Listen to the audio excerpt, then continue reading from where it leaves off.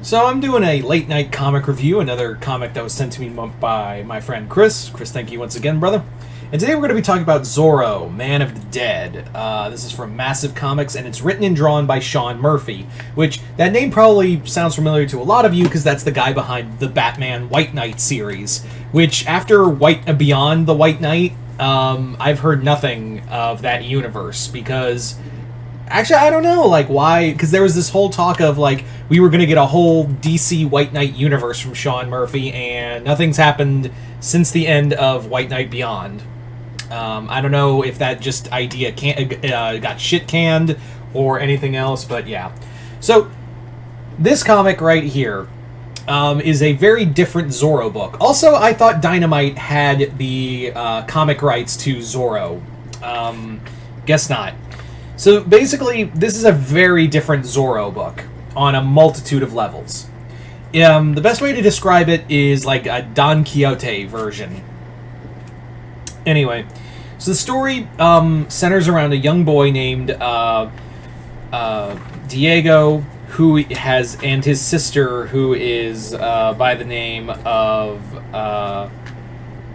Rosa. So Diego and Rosa.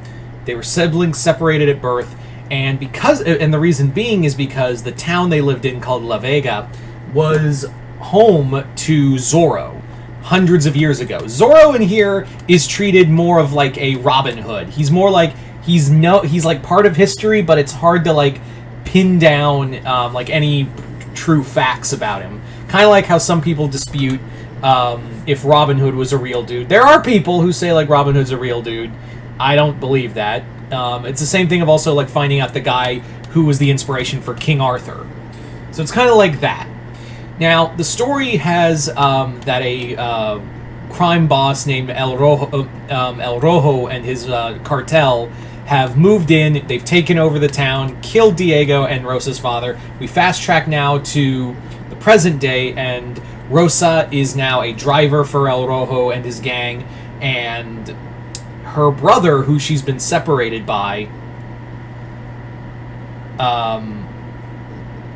sorry about that. Yeah, her brother, who she's been separated from, has now got it in his head that he is Zorro. And I'm not talking like, oh, I'm taking on the mantle. No, he had a full-on psychotic break and is now thinking he is like 100% totally Zorro, and he's just in the future. That's what it is. The comic is pretty fast. I do like Sean Murphy's artwork. The writing in here doesn't feel as intricate as the White Knight series. It feels pretty straightforward. It really does feel... It almost feels like, aside from Sean Murphy's artwork, it really does feel like the story itself really feels phoned in by Sean Murphy. Like, he had an idea or someone contacted him to make this idea. I don't know which is which, but it doesn't feel like... It feels like Sean Murphy just kind of was like, I got whatever. It really did feel like Sean Murphy was phoning this idea in. The villain of El Rojo is pretty boring. I'm not against the idea of having this kind of take for Zorro, of having it be like, oh, was he a real man or not, being like an urban legend, and someone else taking on the identity. We've seen that before in other Zorro comics, but it does feel like weird that our main protagonist, the guy being Zorro, is just crazy. I don't like that idea. They really just kind of, rather than try to like break him out of this psychosis, they're more like, yeah, let's feed into it and let's make sure, like, let's aim him at the cartels because we want to free our village. So that's what we're going to do. And I'm sitting here like, this really feels irresponsible. And even the sister, who's like, no, you're gonna like drive my brother even further into insanity, at the point goes, I believe in my brother even though I don't believe in Zorro. And I'm like, I feel like if you believe in your brother, you'd believe in his safety. It feels like a better point of view. The comic is also incredibly violent. This is probably the most violent Zorro story I have ever read. Again, it plays into Sean Murphy's. It really does feel like he just took some like a loose idea he had for White Knight and put it here. There's also like points where like Zorro is is straight up killing people. Even though yes, I know in a lot of stories and even in the movies Zorro did kill people. In here it's more like treated as a more violent term. There's a lot of plot threads also that don't really go anywhere because this comic's only 4 issues long, and it really feels like it rushes towards the end. The only thing going for it is Sean Murphy's artwork, and it kind of is weird because I know he can write better. I've read The Wake, I've read obviously White Knight.